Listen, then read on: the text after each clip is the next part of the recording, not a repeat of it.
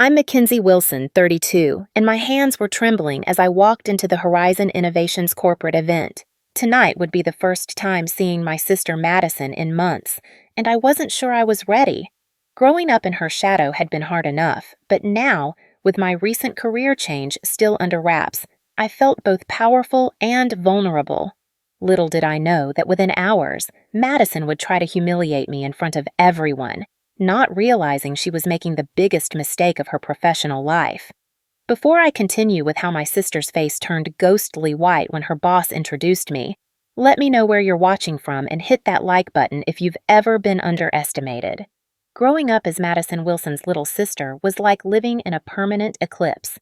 4 years my senior at 36, Madison was the undisputed golden child of our family. While most siblings have their strengths and weaknesses, Madison seemed to excel at everything she touched. By 3rd grade, she was already reading at a high school level. In middle school, she was both class president and captain of the debate team. High school brought more accolades: valedictorian, prom queen, state tennis champion, and recipient of a full academic scholarship to Cornell. I, on the other hand, was Mackenzie the mediocre. Not that I was actually mediocre, but standing next to the blinding light of Madison's achievements, I might as well have been invisible. My solid B-plus average looked dismal next to her perfect 4.0. My position on the school newspaper meant nothing compared to her editorship. Even when I discovered my passion for computer programming and won a regional coding competition in 11th grade, my parents' response was lukewarm at best. "That's nice, honey," Mom had said, barely looking up from the college brochures Madison had spread across our kitchen table. "But don't you think you should focus more on your regular studies? Look at the opportunities Madison has because of her grades." Our parents never intentionally pitted us against each other, but they didn't have to. The constant comparisons happened naturally, and neither seemed aware of how their words affected me. Dad was particularly guilty, always introducing us as Madison, our Cornell graduate, and Mackenzie, our younger daughter, as if my entire identity was simply being born second. College only widened the gap between us. Madison graduated summa cum laude with a double major in economics and business administration. Within weeks, she had multiple job offers and accepted a position at North Star Financial, one of the most prestigious firms in the country. Her starting salary was more than our parents made combined, and they couldn't have been prouder. My college journey was more winding. I started at State University as a business major, trying to follow Madison's path, but quickly realized I was miserable. After a particularly rough semester, I dropped out, much to my parents' horror. 6 months later, I enrolled at a different school as a psychology major, only to switch to computer science after a year. It took me 5.5 years to graduate, and my ceremony was nothing like Madison's. "At least you finished," my mother had whispered, squeezing my hand as if consoling me for some terrible loss. Madison hadn't even attended, citing an important business meeting that couldn't be rescheduled. The early years of my career reflected my scattered education. I bounced between entry-level IT positions, never staying anywhere longer than 18 months. Madison, meanwhile, was climbing the corporate ladder at North Star with impressive speed. Each family gathering became an opportunity for her to highlight the contrast between us. "So, Mackenzie, still at that help desk job?" she'd ask over Thanksgiving dinner, knowing full well I'd moved on months ago. "Actually, I'm working as a junior developer now," I'd respond, trying to inject enthusiasm into my voice. "Oh, that's right. Hard to keep track when you change jobs so often," she'd say with a laugh that our parents would echo, as if my career exploration was an amusing quirk rather than a genuine search for my place in the world.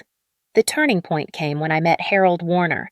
Harold was in his 60s, a tech industry veteran who had seen the rise and fall of countless companies. I was helping him recover data from a corrupted hard drive at the small tech consulting firm where I was working at the time.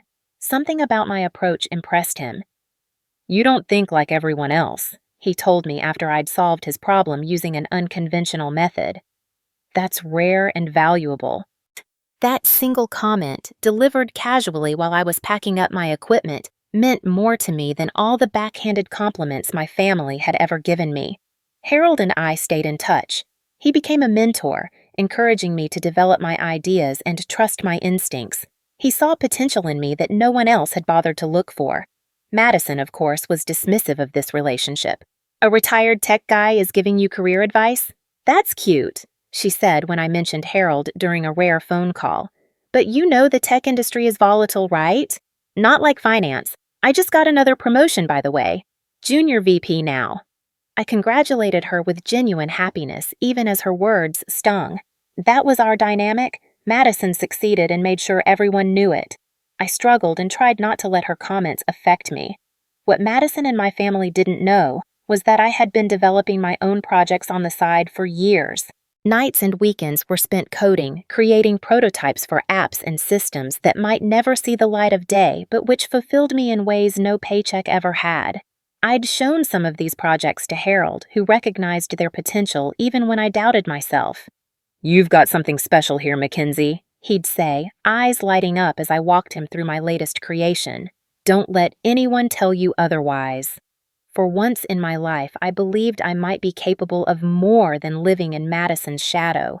I just needed the right opportunity to prove it, not just to my family, but to myself.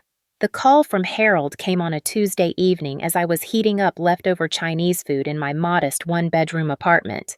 At first, I thought he was just checking in as he often did, but his voice carried an unusual urgency. "Mackenzie, I need to talk to you about an opportunity," he said without preamble. "Are you free for breakfast tomorrow?" The next morning, over coffee and omelets at his favorite diner, Harold laid out a proposition that would change my life. "I've been asked to consult for a company called Horizon Innovations," he explained. "They're a promising tech startup that's hit a rough patch.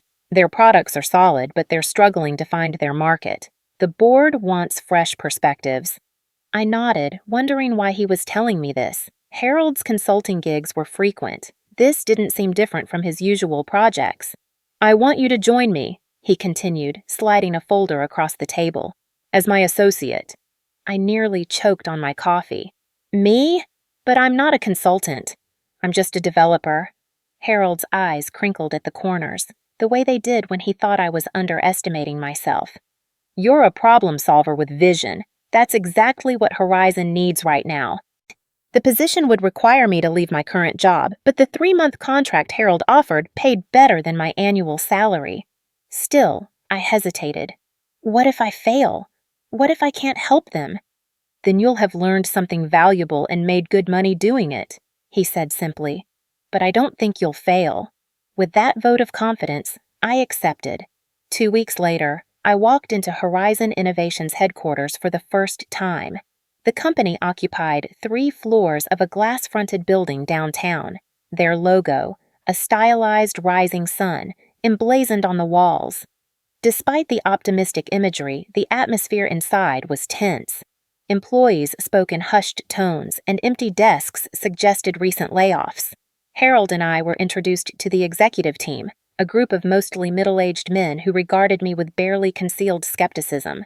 Only Lisa Sandoval, the head of product development, seemed genuinely pleased to see us. Later, she confided that Horizon had 6 months of runway left before they'd have to close their doors. "We've got amazing technology," she told me, showing me through their product lab. "But we're burning cash and our market strategy isn't working." For the first few weeks, I observed and listened. I sat in on meetings, reviewed financial projections, and familiarized myself with their product line. Nights and weekends were no longer devoted to my personal projects, but to Horizon. I pored over market research, customer feedback, and competitor analyses until my eyes burned. What I discovered both excited and alarmed me. Horizon had developed a revolutionary data processing system that could transform how businesses handled information, but they were marketing it all wrong, targeting large corporations with lengthy sales cycles instead of the mid-sized businesses that could implement it more quickly. I developed a comprehensive proposal: pivot their market focus, adjust their pricing model, and repackage their core technology as a scalable solution that could grow with their clients. It was risky, essentially suggesting they abandon their current strategy entirely, but the numbers supported my conclusion. The night before I was to present to the board, I called Harold in a panic. "I can't do this," I told him. "They're not going to listen to me. I'm nobody." "You're not nobody," Harold replied firmly. "You're the person who might save their company. Remember that. Tomorrow, the board meeting was as intimidating as I'd feared. 8 serious faces stared back at me as I walked them through my analysis and recommendations. When I finished, silence filled the room. "This is ambitious," the chairman finally said, his tone making it clear that ambitious wasn't a compliment. "It's also our best chance," Harold countered. "I've been in this industry for 40 years, and I'm telling you, McKinsey's approach is sound." The debate lasted hours. Some board members were intrigued by my proposal. Others dismissed it outright. In the end, they agreed to a compromise. I would lead a small team to implement my strategy with a limited product line. If it showed results within 2 months, they'd consider a full pivot. Those 2 months were the most intense of my professional life. I worked 16-hour days collaborating with Lisa and a handful of dedicated employees who believed in the new direction. We rebuilt marketing materials, retrained sales staff, and personally reached out to potential clients in our new target market. The results came faster than anyone expected. By the 6-week mark, we'd closed more new business than Horizon had seen in the previous 6 months. By the end of the trial period, revenue had increased by 40%, and the company had a clear path to profitability. The board was impressed enough to fully implement my strategy and offered me a permanent position as Chief Strategy Officer. I accepted, simultaneously thrilled and terrified by the responsibility. What happened next, though, I never could have anticipated. 3 months into my new role, Harold announced he was stepping down from his position as interim CEO, which he'd taken on during the crisis period. "The company's stable now," he told me privately. "It needs someone with vision to lead it forward." "Who are they bringing in?" I asked, already dreading working under a new CEO who might dismantle everything we'd built. Harold smiled that knowing smile of his. "They're not bringing anyone in. They're promoting from within." He placed his hands on my shoulders. "They're asking you, McKinsey." I laughed, certain he was joking, but Harold's expression remained serious. "Me? CEO? But I've only been here for 5 months." "And in those 5 months, you've saved the company and positioned it for growth." The board unanimously agreed. They want you to lead Horizon into its next chapter. The private ceremony where I accepted the position was small, just the board members, Harold, and a few key executives. As the chairman handed me a small golden pin with the Horizon logo, he said something I'll never forget. "Sometimes, the most unlikely leaders turn out to be exactly what an organization needs." I decided to keep my new position quiet from my family, at least temporarily. It wasn't about creating a dramatic reveal. I simply wanted to settle into the role and prove to myself that I deserved it before facing the inevitable skepticism from Madison and my parents. "You should tell them," my best friend Emma insisted when we met for drinks to celebrate my promotion.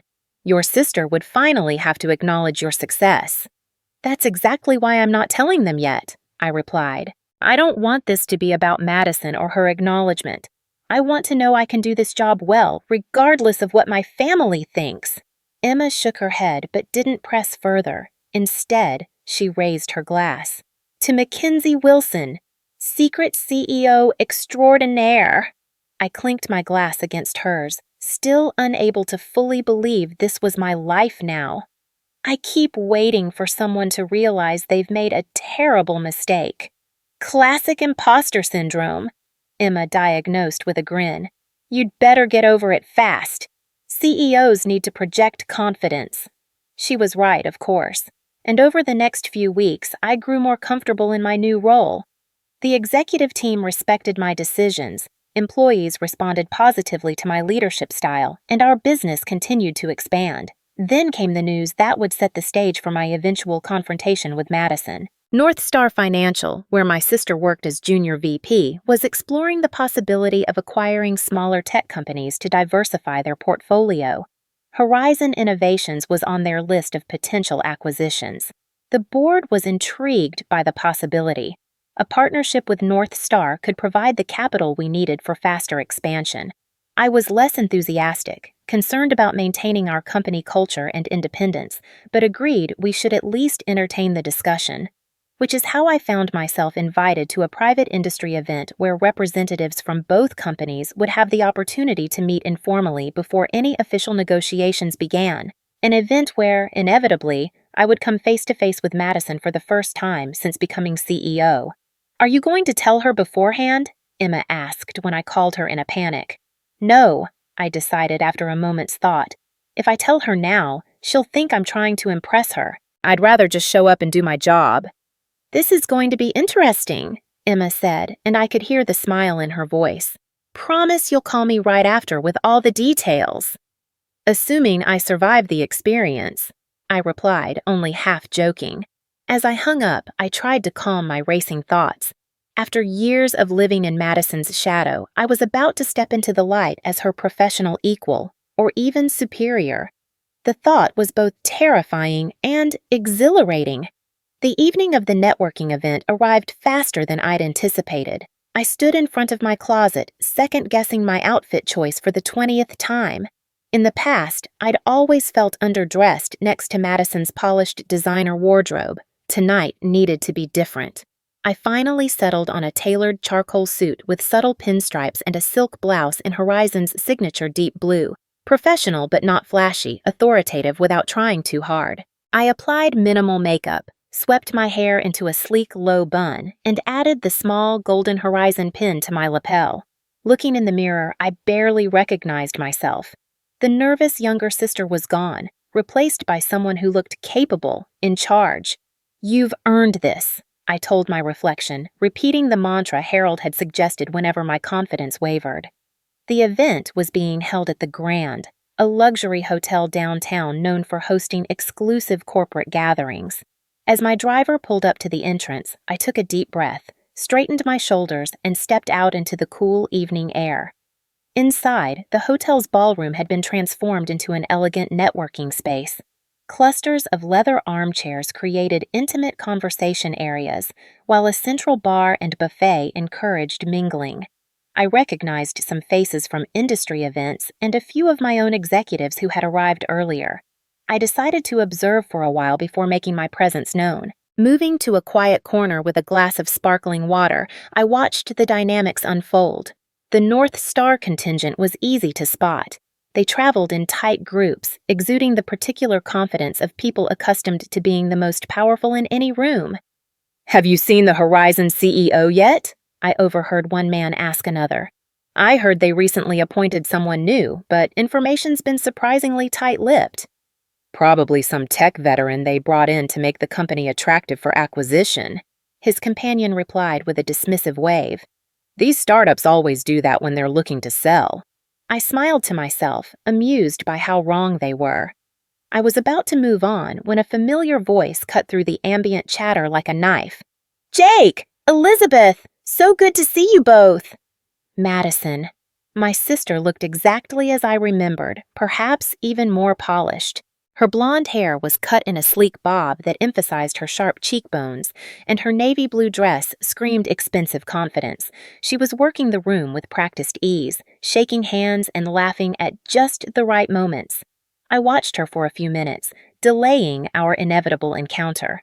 Madison had always thrived in these settings, while I typically counted the minutes until I could escape. Another difference between us that our parents had noted frequently. Finally, deciding I couldn't avoid her all night, I set down my glass and made my way toward her. Madison spotted me when I was about 10 feet away. Her perfectly maintained smile faltered for just a moment before returning at full wattage. "Mackenzie!" she exclaimed, loud enough for those nearby to hear. "What a surprise! I had no idea you'd be here." The subtle emphasis on "you" communicated her real question. What was I doing at an exclusive industry event? "Madison," I replied, keeping my voice even as I leaned in for the obligatory air kiss. "It's been a while." "Too long," she agreed insincerely. "Let me introduce you. This is Lawrence Fletcher, my boss and senior VP at North Star. Lawrence, this is my baby sister Mackenzie." Lawrence, a distinguished-looking man in his 50s, extended his hand. "A pleasure to meet you, Mackenzie. Are you in finance like your sister?" Before I could answer, Madison jumped in. "Oh, no, Mackenzie works in tech. Support, isn't it now? Or have you moved on again?" The condescension in her tone was subtle but unmistakable. I saw Lawrence's interest fade slightly, but to his credit, He maintained his polite expression. "I'm still in tech," I said simply, choosing not to correct her assumption just yet. "How are things at North Star? I hear you're looking at expanding into the tech sector." Lawrence's eyebrows rose slightly, perhaps surprised that someone in tech support would be aware of their corporate strategy. "Indeed we are. The future is digital, after all." "Smart move," I nodded. "Though tech acquisitions can be tricky to integrate successfully." "That's why we do extensive due diligence," Madison interjected, clearly annoyed that I was engaging her boss in actual business conversation. "Speaking of which, Lawrence, we should join the others. The Westbrook team wanted to continue our discussion from yesterday." Lawrence seemed slightly reluctant to end our conversation. "Actually, I'm finding this quite interesting.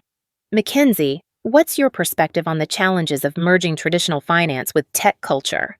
As I began to answer thoughtfully, drawing on my recent experience leading Horizon through its transformation, I could see Madison growing increasingly uncomfortable. Her eyes darted around the room as if looking for rescue, and she kept trying to interject with comments designed to emphasize her importance.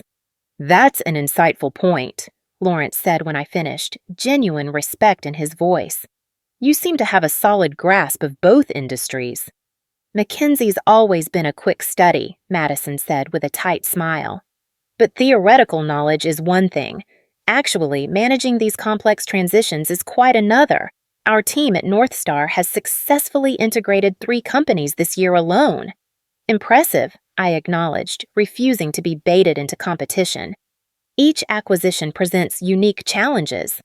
Our conversation was interrupted by the arrival of another North Star executive, giving me a perfect opportunity to excuse myself. As I walked away, I could feel Madison's eyes boring into my back.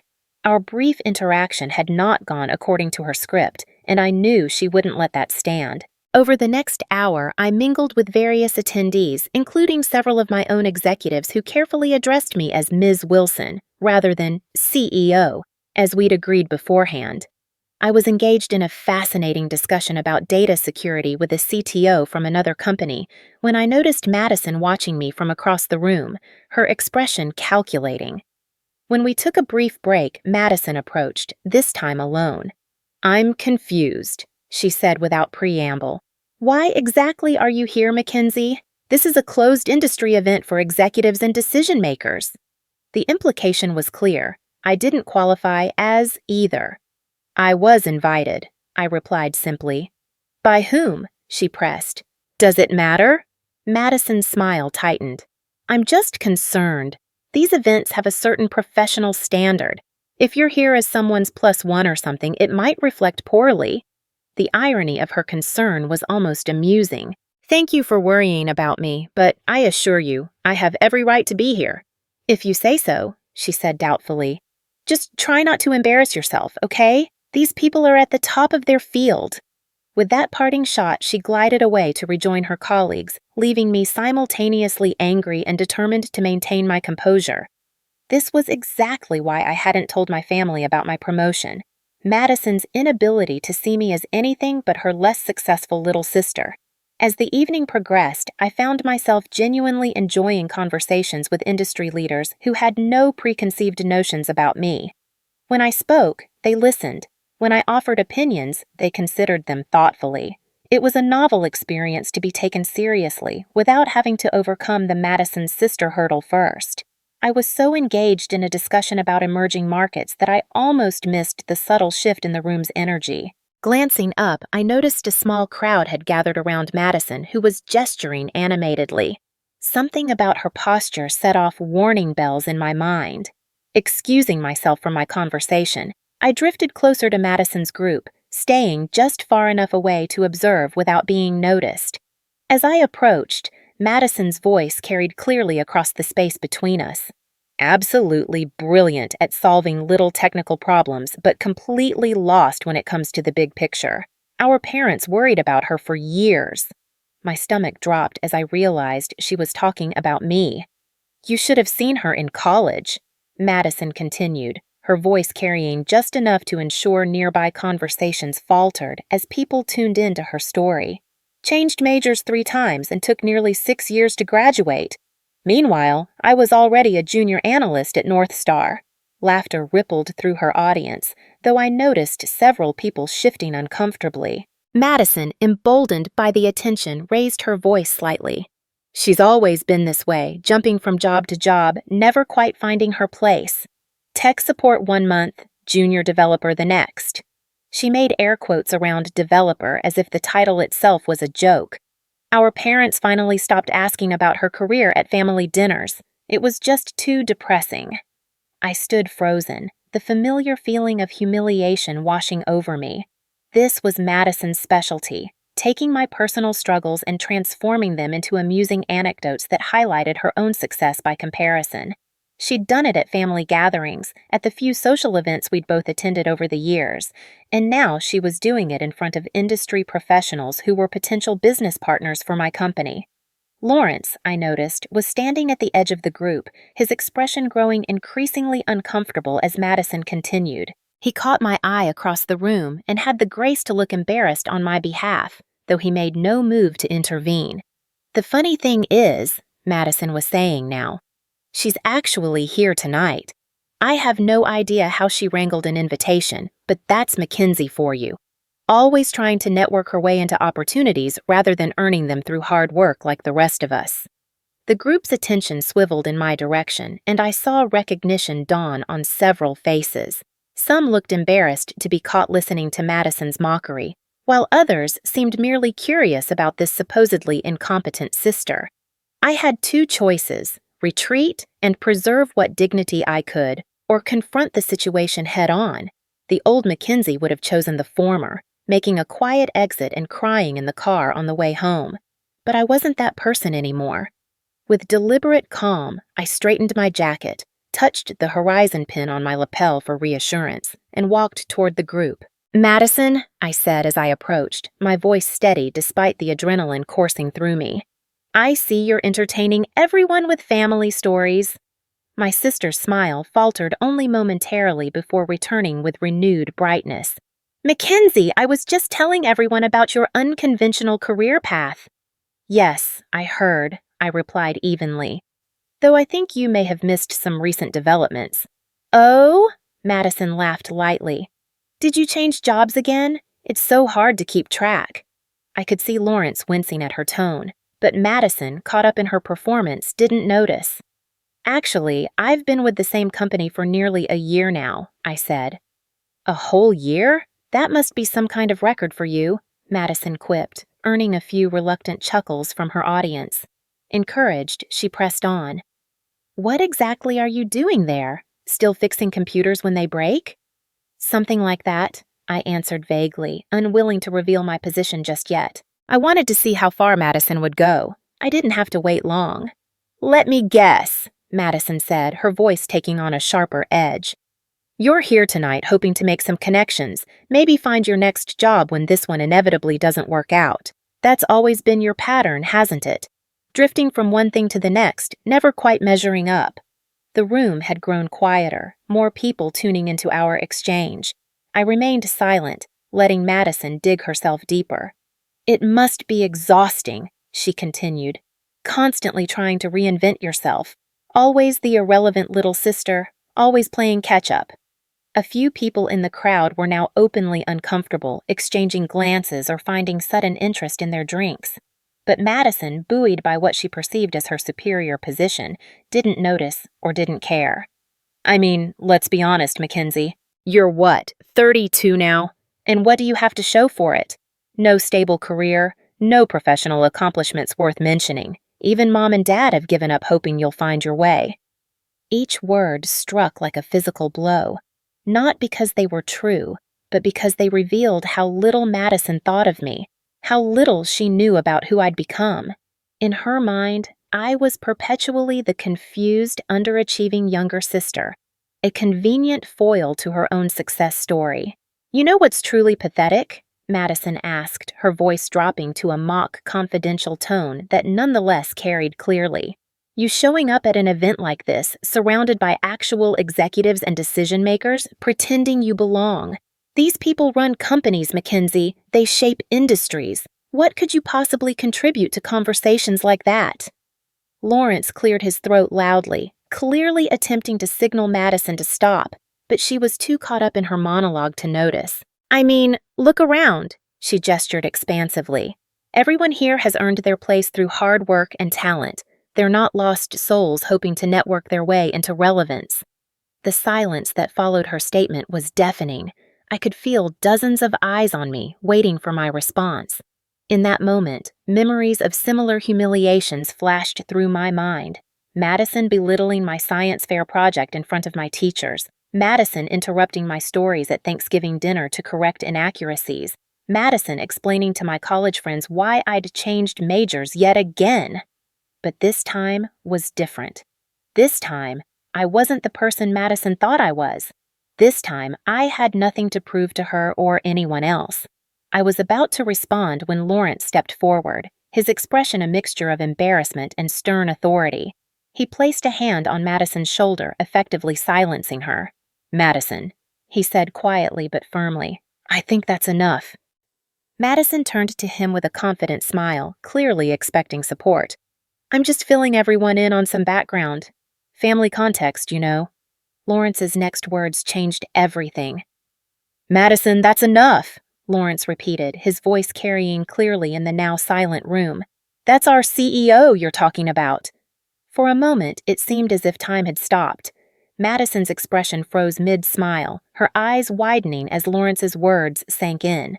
She turned back to me, disbelief written across her features. "What?" The word came out as barely more than a whisper. "Mackenzie Wilson," Lawrence continued, turning to address the gathered crowd, "is the CEO of Horizon Innovations, the company North Star has been so eager to discuss potential partnerships with." The silence in the room gave way to a soft murmur as people processed this information. I watched emotions flicker across Madison's face in rapid succession. Confusion, disbelief, embarrassment, and finally, a dawning horror as she realized what she'd done. That's not possible," Madison stammered, her composure cracking. She's just—" She trailed off, unable to reconcile her perception of me with this new reality. I stepped forward then, my initial anger giving way to a strange calm. This moment wasn't about humiliating Madison as she had tried to humiliate me. It was about finally claiming my own identity, separate from hers.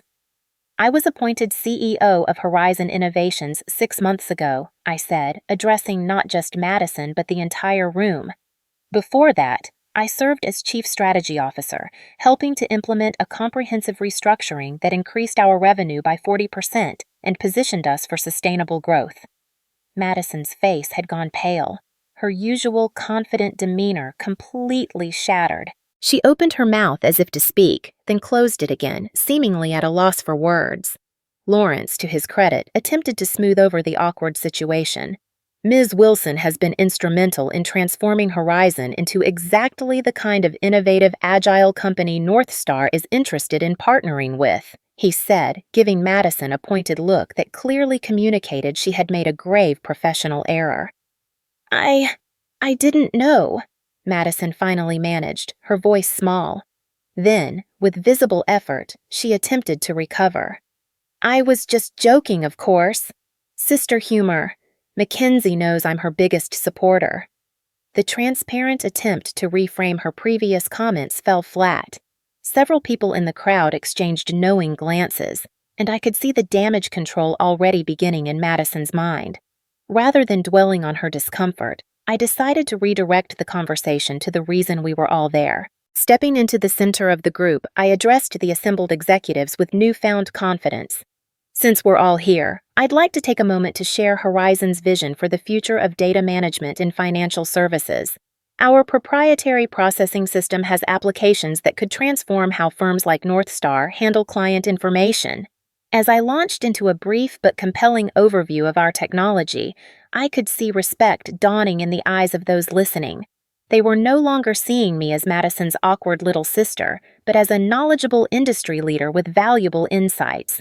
Lawrence nodded appreciatively as I spoke, occasionally asking intelligent questions that allowed me to highlight our company's strengths. Madison remained silent throughout, her expression fluctuating between shock and mortification. When I finished my impromptu presentation, several executives approached with business cards and requests for follow-up meetings. Lawrence was particularly enthusiastic, pulling me aside to express his personal interest in exploring collaboration opportunities.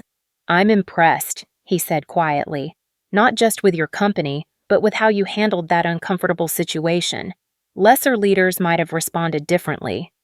"Professional courtesy is important," I replied, glancing briefly at Madison, who was now standing alone by the bar, downing what appeared to be a stiff drink.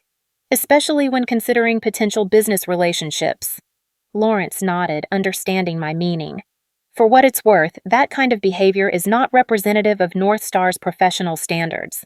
I'll be addressing it privately."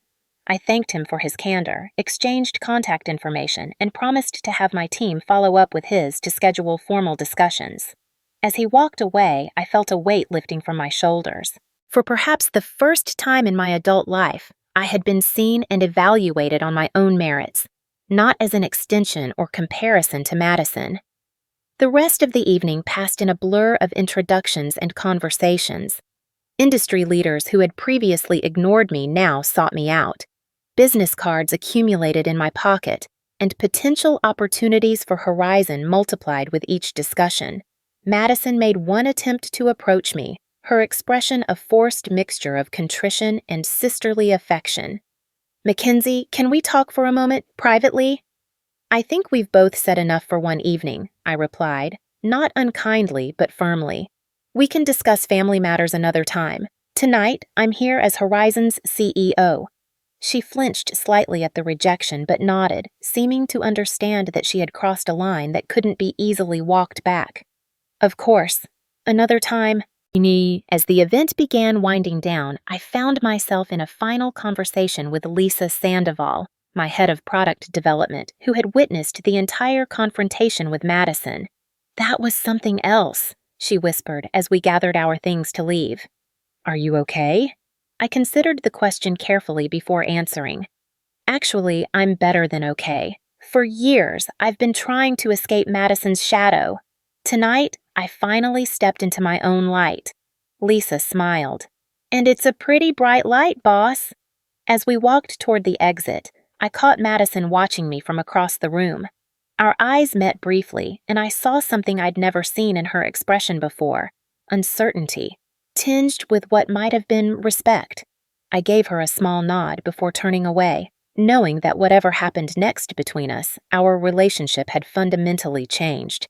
In the car ride home, I finally allowed myself to process the emotional roller coaster of the evening.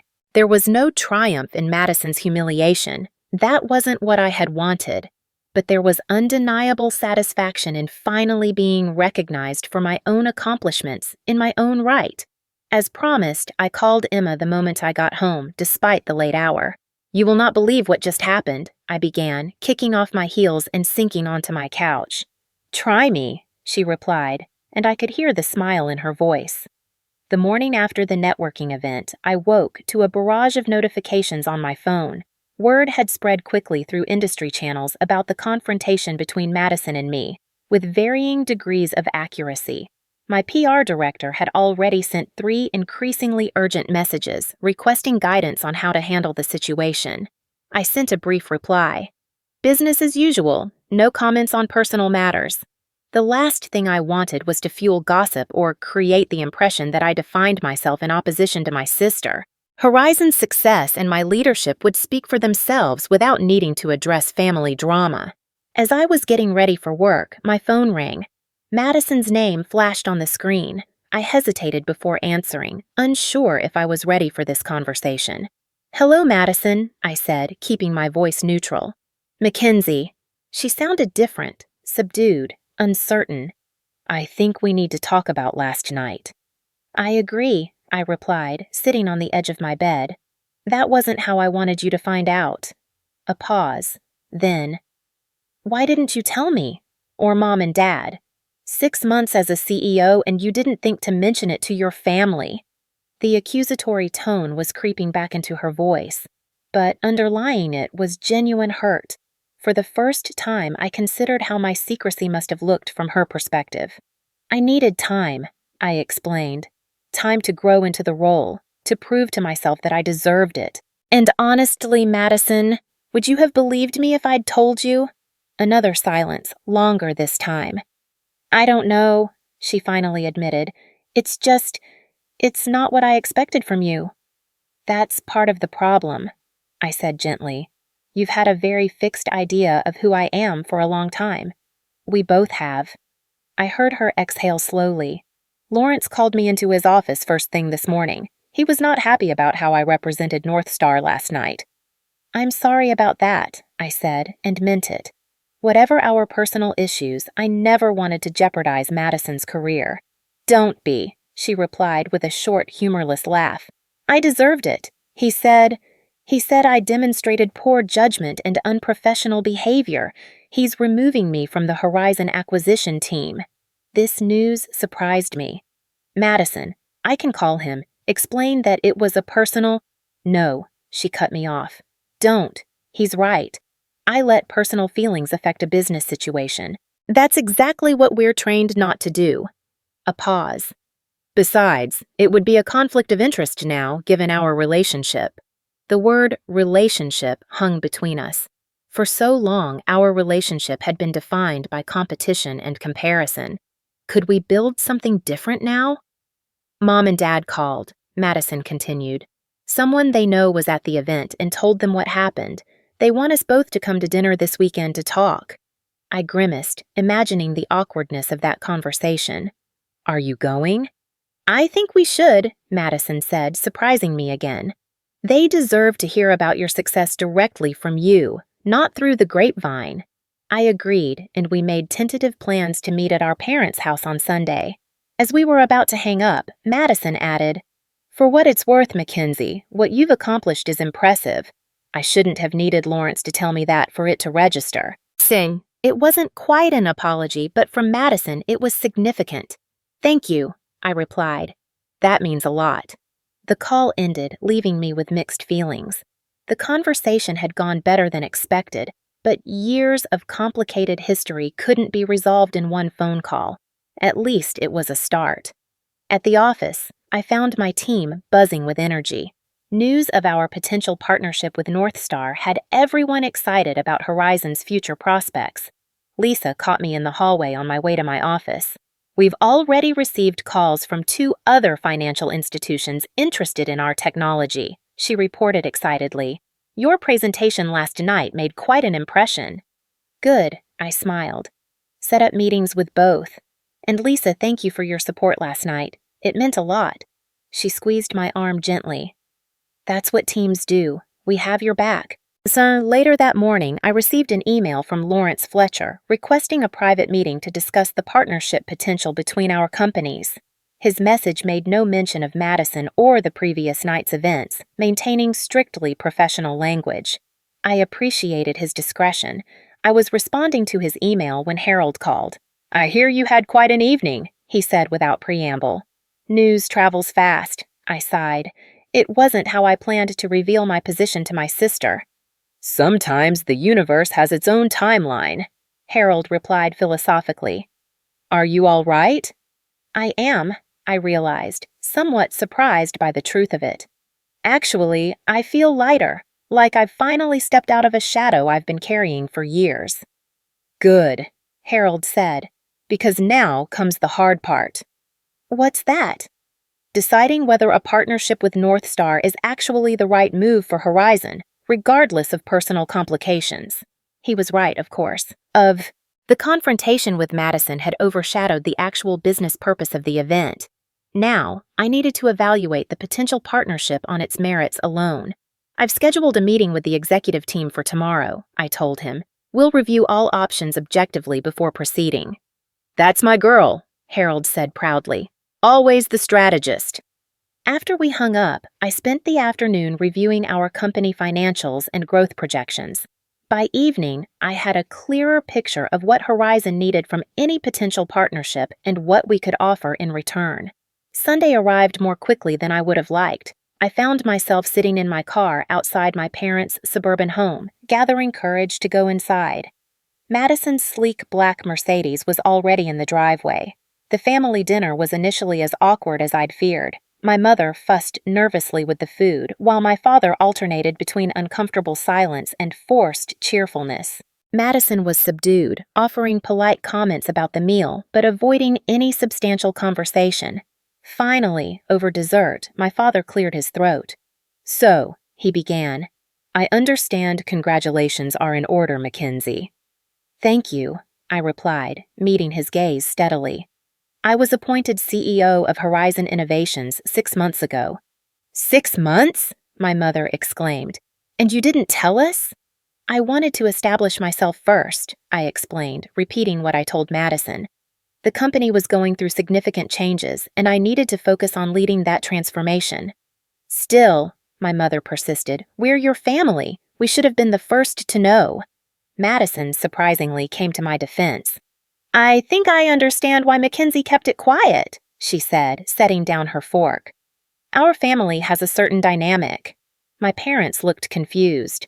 "What do you mean?" my father asked. Madison glanced at me before continuing. "We've always had defined roles in this family. I was the achiever, the successful one. Mackenzie was—" She hesitated.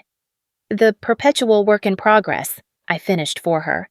"That's not fair," my mother protested, but her tone lacked conviction. "Isn't it?" I asked gently. "When I dropped out of college, Dad, you told me I should try to be more like Madison. When I changed careers for the 3rd time, Mom, you asked if I'd ever find my place like Madison did." My parents exchanged uncomfortable glances, recognition dawning in their expressions. "We never meant to compare you," my father said eventually. "We just wanted you to be successful." "And in your minds, success looked like Madison's path," I pointed out. "But that wasn't my path. It took me longer to find my way, but I did find it, on my own terms." Madison had been quiet, watching this exchange. Now she spoke up. "I owe you an apology, Mackenzie. Multiple apologies, actually. I've been unkind, competitive in ways that weren't healthy for either of us." The admission clearly cost her, and I appreciated her willingness to make it in front of our parents. "I wasn't blameless either," I acknowledged. "I resented your success instead of finding my own definition of it." My mother wiped away a tear. "I had no idea you felt this way, either of you. We never wanted to create this competition between you." "It wasn't intentional," I assured her, "but it was real, and now we have a chance to change it." The conversation that followed was one of the most honest our family had ever had. My parents expressed genuine interest in my work at Horizon, asking thoughtful questions about my leadership approach and vision for the company. Madison shared some of her own insecurities, how her rapid rise at North Star had created intense pressure to maintain a perfect image, contributing to her competitive behavior. By the time we left that evening, something had shifted in our family dynamic. It wasn't perfect, and years of established patterns wouldn't change overnight, but we had made a start. In the driveway, Madison stopped me before I got into my car. "I meant what I said in there. I am sorry for how I've treated you, especially at the networking event." "I know," I said, "and I accept your apology." She hesitated, then asked, "Will this affect your decision about the partnership with North Star?" I appreciated her directness. "No. That decision will be based on what's best for Horizon, nothing else." Madison nodded, seeming relieved. "That's fair.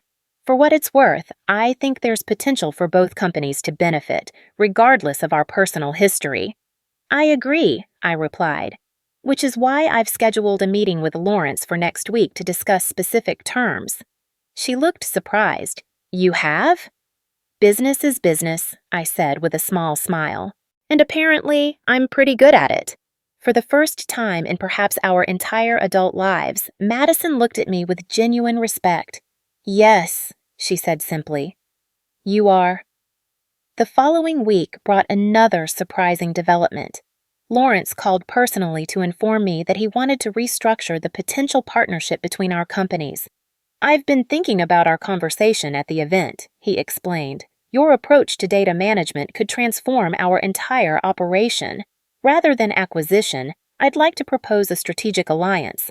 Horizon would remain independent, but we'd integrate your systems across our platform." It was exactly the kind of partnership I had hoped for. one that would provide Horizon with North Star's resources and reach while preserving our autonomy and culture. I'm definitely interested, I told him. Have your team send over the details and we'll set up a formal meeting. Excellent, Lawrence replied. And Mackenzie, I've been restructuring our tech division leadership. We need someone who truly understands both finance and technology to head the integration on our side. I immediately knew where he was going with this. Madison would be excellent in that role. You think so? He asked, sounding surprised. After everything that happened? Madison is intelligent, detail-oriented, and knows North Star's operations inside and out, I said. Our personal history aside, she would be an asset to the project. There was a pause before Lawrence responded. That's remarkably generous of you. It's not generosity, I corrected him. It's good business. After we hung up, I called Emma to update her on all the developments. So let me get this straight, she said when I finished. Your sister publicly humiliated you, but now you're possibly going into business with her company and even recommended her for a position that would have you working together? Life is complicated, I replied with a laugh. No kidding, Emma said. Just promise me one thing. What's that? When they make the movie about your life, make sure they cast someone good to play me. I was still laughing when my assistant notified me that Harold had arrived for our weekly mentoring session. Seeing him walk into my office, I was struck by how much had changed since that first meeting in the diner when he'd offered me the consulting position with Horizon. You're looking well, he observed, settling into the chair across from my desk. The events of the past week seem to have agreed with you. I feel different, I admitted. More complete, somehow. Harold nodded thoughtfully. You know, when I first met you, I saw someone with extraordinary potential who was held back by how others perceived her, more importantly, by how she perceived herself. And now, I asked. Now I see a leader who has stepped fully into her power, he said simply. Someone who makes decisions based on what's right, not what's easy or expected. His words warmed me. I couldn't have done it without your guidance. Nonsense, Harold waved dismissively. I merely opened a door. You walked through it on your own and built the success with your own talent. We spent the next hour discussing Horizon's future, the potential alliance with North Star, and my vision for where to take the company next. As Harold was leaving, he paused at the door. By the way, he said casually, Lawrence Fletcher called me yesterday. Apparently, you suggested your sister for the integration team. I nodded, curious about his reaction. Harold smiled. That's the difference between a boss and a leader, Mackenzie. A boss holds grudges. A leader sees potential even in difficult relationships. After he left, I sat quietly at my desk, reflecting on everything that had happened. From the outside, my success might look like a story of revenge, the underestimated sister finally getting her moment of triumph. But it wasn't about winning or losing, about Madison or even my parents. It was about finding my own path, in my own time, and recognizing that success wasn't a fixed destination, but a journey of continual growth and self-discovery. Madison and I would never have a simple relationship. Too much history lay between us for that. But perhaps we could build something new, a relationship based on mutual respect rather than competition. It wouldn't be easy, but few things worth doing ever are. 6 months passed in a blur of activity. The strategic alliance between Horizon Innovations and North Star Financial was officially announced to enthusiastic market response, with both companies' stock prices surging on the news. Under my leadership, Horizon continued to grow, expanding our team and developing new applications of our technology. My relationship with Madison evolved slowly but steadily. Our weekly meetings regarding the integration project were initially stiff and formal, but gradually became more relaxed as we established a new dynamic. We weren't best friends. Too much history stood between us for that. But we had found a way to interact as professionals who respected each other's abilities. One particularly memorable moment came during a joint presentation to both companies' boards. Madison was explaining the technical specifications of the integration when one board member interrupted with a dismissive question that underestimated the complexity of the process. Before I could intervene, Madison firmly but politely corrected him. With all due respect, sir, that approach would compromise the system architecture that makes Horizon's technology so valuable. As my sister, as CEO Wilson, has emphasized, maintaining data integrity throughout the integration is non-negotiable.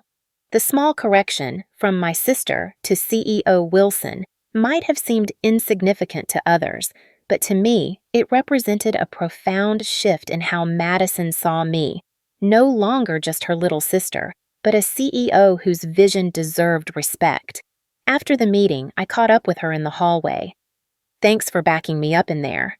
Madison shrugged, but I could see she was pleased. It was the right call. Your system architecture is impressive.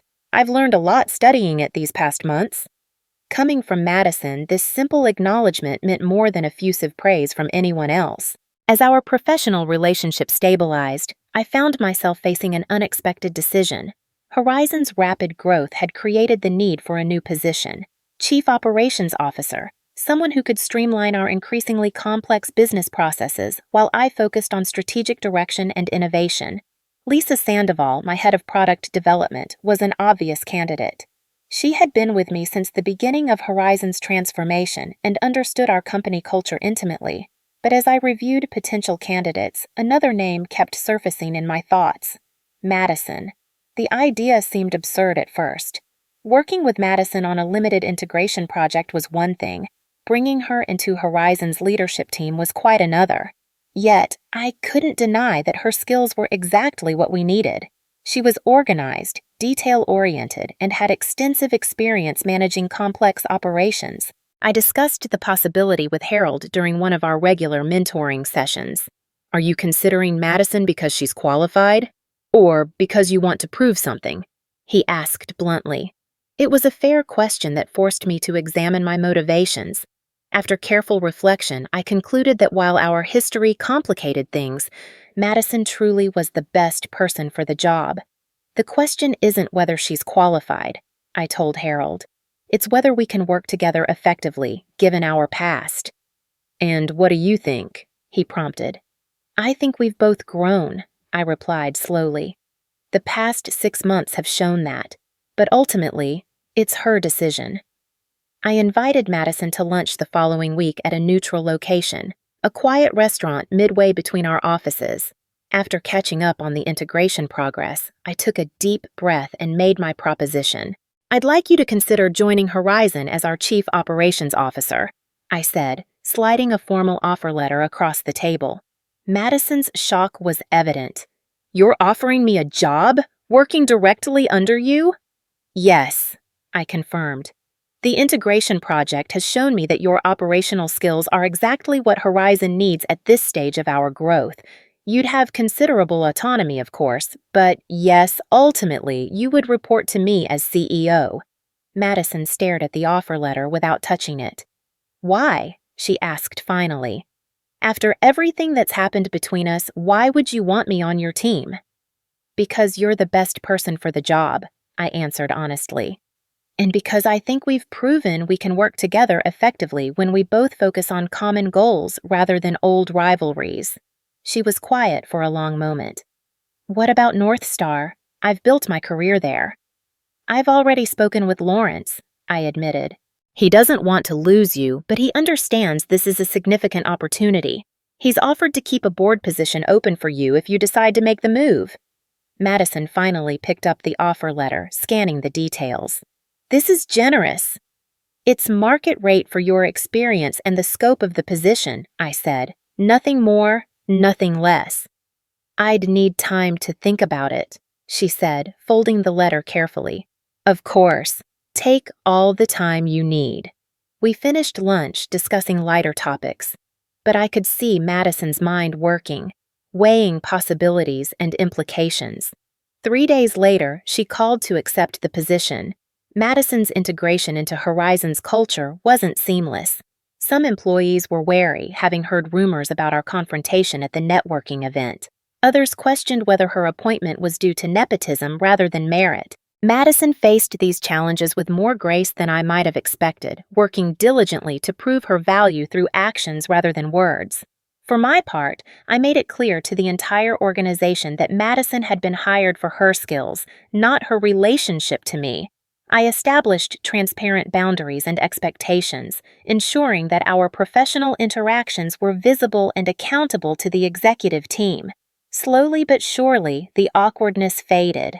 Madison's operational expertise began to show results as our processes became more efficient and scalable. Team members who had initially been skeptical came to appreciate her attention to detail and commitment to excellence. Our parents were thrilled by this development, naturally interpreting it as a sign that all family tensions were resolved. The reality was more nuanced. Madison and I were building a new relationship based on professional respect, but the personal wounds of our childhood rivalry couldn't be healed overnight. The breakthrough in our personal relationship came unexpectedly during a late night at the office. We were both working on quarterly projections, the rest of the building silent and empty around us. I brought coffee to Madison's office, finding her surrounded by spreadsheets and looking uncharacteristically frazzled. "I don't know how you do this," she admitted, accepting the coffee gratefully. "Lead an entire company, I mean. The responsibility is overwhelming." It was perhaps the first time Madison had ever acknowledged finding anything difficult. The vulnerability in her admission opened a door between us. "I was terrified when I first started," I confessed, sitting across from her. "I used to wake up at 3 o'clock in the morning, convinced I was going to run the company into the ground." Madison looked surprised. "You seemed so confident." "That was the act," I smiled. "Fake it till you make it, right?" "I've been faking it my whole life," Madison said quietly, staring into her coffee. "Everyone always thought I had it all figured out, that success came easily to me. No one saw the pressure, the fear of failing, of not living up to expectations." "I did," I said, "but I misinterpreted it. I thought you were just perfect. I never considered you might be struggling too, in your own way." Madison's eyes met mine, a lifetime of misunderstanding passing between us. "We never really knew each other, did we? Not as adults." "Maybe it's not too late to start," I suggested. That conversation marked a turning point. We began having regular dinners outside of work, carefully navigating the transition from colleagues to something resembling friends. We discovered shared interests we'd never known about and laughed over childhood memories that looked different from adult perspectives. Our parents noticed the change during family gatherings, commenting on how wonderful it was to see us finally getting along. What they didn't understand was that we weren't simply papering over old conflicts. We were building something entirely new, from the ground up. At Horizon, I implemented changes to our company culture that were directly informed by my experience of being underestimated. We created mentorship programs that paired senior executives with promising employees from diverse backgrounds. Our hiring practices were restructured to value varied career paths rather than traditional metrics of success. I made it a point to highlight that innovation often comes from unexpected places and people. These initiatives weren't just about my personal philosophy, they made good business sense.